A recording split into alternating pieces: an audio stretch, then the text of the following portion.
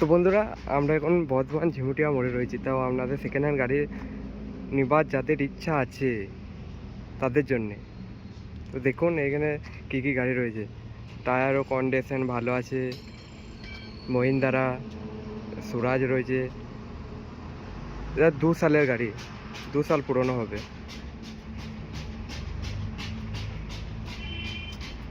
তো আপনারা যারা সেকেন্ড হ্যান্ড গাড়ি নেবার চেষ্টা করছেন তারা কম দামে এখান থেকে নিতে পারবেন।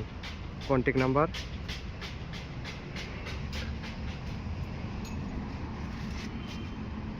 ছোট্ট ভাই দেওয়া আছে। এই গাড়িটা সেল হয়ে গেছে।